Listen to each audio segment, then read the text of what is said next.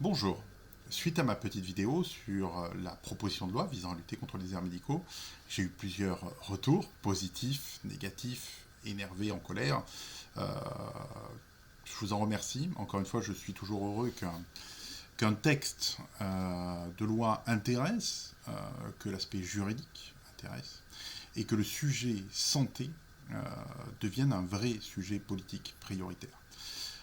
Aujourd'hui, je vais aborder le sujet de la proposition de loi sur la profession infirmière. Alors, c'est une proposition de loi qui est attendue depuis des années. Le cadre légal de la profession infirmière a très peu évolué depuis le décret de 2004. Il y a eu certes des avancées, il y a eu la création des infirmiers en pratique avancée, qui est une avancée majeure, mais limitée aujourd'hui par le nombre de professionnels exerçant cette pratique avancée, et toujours l'arrêté de la primo-prescription perdu dans les limbes administratives.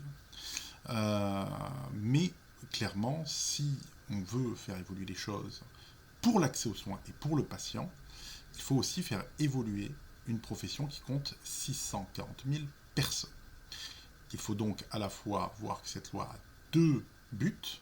Le premier but, reconnaître la profession infirmière à sa juste valeur, car depuis 2004, elle attend une vraie reconnaissance dans ses compétences, parce qu'on va le voir, une majorité de choses qui sont dans cette loi sont des choses que font déjà les infirmiers depuis des années, mais ils ne sont pas reconnus pour ces compétences-là. Et le deuxième point, prioritaire, favoriser l'accès aux soins, alors que clairement, notre système de santé est en tension, certains diraient même en faillite. Donc, en quoi consiste cette loi? Le premier point, le plus important, c'est du passage d'un décret d'acte à un décret à mission. Aujourd'hui, la profession infirmière est encadrée par un décret d'acte, c'est-à-dire qu'on fait une liste et on dit ce que l'infirmier peut faire. Ce qui n'est pas dans la liste, l'infirmier ne peut pas le faire. Le passage à un décret à mission va permettre d'avoir un corpus plus souple, va permettre de dire voilà globalement ce que fait un infirmier, et ensuite, clairement, notamment pour les infirmiers libéraux, ça sera décliné en actes. Mais on ne sera pas obligé de repasser par la loi à chaque fois. On pourra plus simplement modifier le texte. Il y a donc dans cette loi à la fois ce passage à décret à mission et un certain listing de missions. Il est aussi reconnu dans cette loi la consultation infirmière, le diagnostic infirmier et un droit de prescription élargi, car les infirmiers avaient déjà un droit de prescription existant. Ça fait débat. Ça fait débat parce que le mot diagnostic ou le mot consultation, souvent on dit il est rattaché au corps médical. Et c'est là où, juridiquement parlant, la loi est bien faite. C'est qu'elle précise bien que c'est une consultation infirmière et que c'est un diagnostic infirmier. C'est-à-dire que le professionnel va utiliser les compétences qu'il a acquises lors de sa formation pour faire un constat clinique et réagir en conséquence. Il ne va pas remplacer le médecin, il ne va pas remplacer la consultation médicale qui est à un autre niveau, il va apporter son expertise à son niveau. C'est ce qu'on appelle aujourd'hui, alors il y a deux termes qui se battent, gradation ou graduation des soins. C'est ce qu'on appelle la gradation des soins. Alors ça existe au niveau des établissements de santé, c'est pas écrit au niveau des professionnels, mais ça existe en réalité. Le fait que chaque professionnel, à son niveau de responsabilité, va pouvoir déployer ses compétences. Donc ça, c'est une première avancée qui est une avancée juridique, non pas une avancée sanitaire. Parce qu'en fait, les infirmiers le font déjà. C'est juste qu'on va leur donner un cadre légal. On aime bien ça en France, venir légiférer un petit peu en retard sur des choses qui sont faites depuis des années. Malheureusement, le droit est souvent en retard. C'est dommage. Certains diraient qu'il a son propre temps. Moi, là, j'ai envie de dire qu'il est un peu en retard. Ensuite, il y a eu, et c'est ça tout l'intérêt du débat parlementaire, des amendements qui sont venus et qui ont fait évoluer ce projet de loi. Moi, je vais en retenir un certain nombre, et qui me semblent importants, et qui vont changer l'ampleur de cette loi.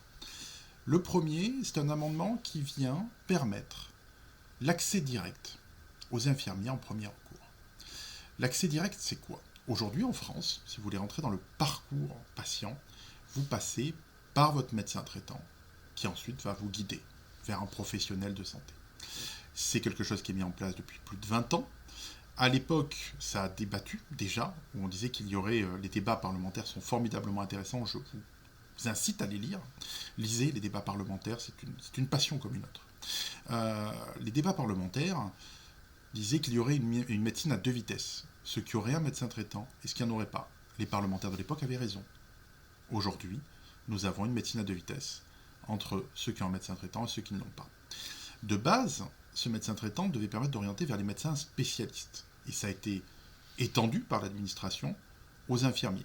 C'est-à-dire que le rôle propre de l'infirmier, celui qu'il est censé pouvoir déclencher comme il le souhaite, sans avoir besoin d'une prescription de médecin, en ville, doit obligatoirement se déclencher aujourd'hui par une prescription, notamment sur les soins de nursing ou autre.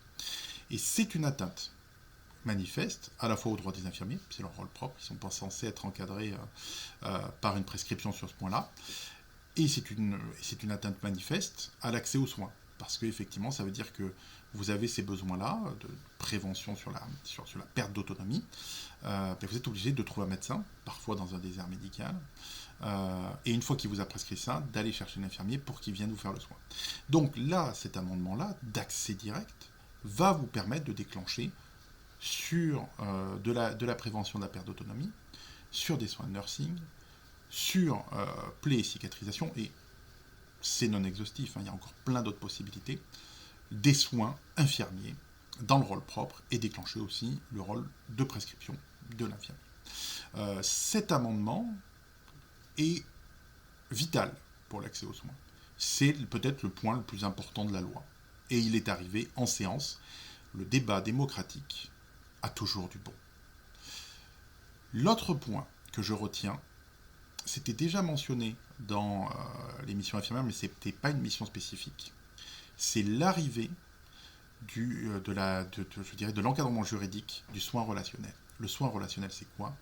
C'est vraiment cette prise en charge de l'humain, ce temps passé de l'infirmier auprès du patient, et pour pouvoir discuter avec lui, pour pouvoir échanger, le rassurer. C'est du soin.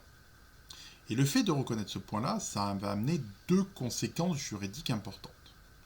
La première, effectivement, ça va être de normer cette relation-là. Alors vous allez me dire encore des normes. On en a marre des normes, je peux entendre.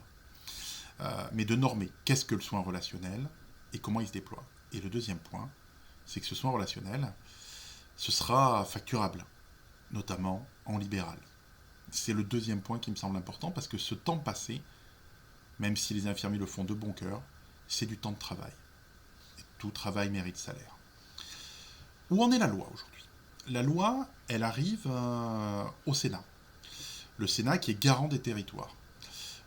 Nous avons de la chance, nous avons des rapporteurs au Sénat qui sont des fins connaisseurs de ce sujet. Moi, j'ai cette demande, c'est de toujours mettre le patient au centre du débat. Trop souvent, on a tendance à aller sur telle ou telle profession, de dire attention, on peut froisser telle personne, on peut froisser telle personne. C'est souvent aussi des débats en libéral. Alors ça veut dire quoi être libéral en santé ? Parce que là aussi, il y a tout un débat. Être libéral en santé, on va nous dire, c'est pouvoir m'installer où je veux. C'est pouvoir déployer mes compétences où je veux. Être libéral en santé, c'est garantir le libre choix du patient. Et cette loi, elle permettra, grâce à l'accès direct, de favoriser le libre choix du patient. C'est pour ça que c'est une bonne loi, qu'elle peut être enrichie, mais que les acquis de l'Assemblée nationale ne doivent pas être censurés. Donc, mesdames et messieurs, les sénateurs et les sénatrices, pour le bien-être des patients, pour le libre choix du patient, pour une certaine pensée libérale en santé, merci de voter cette loi. Je vous remercie.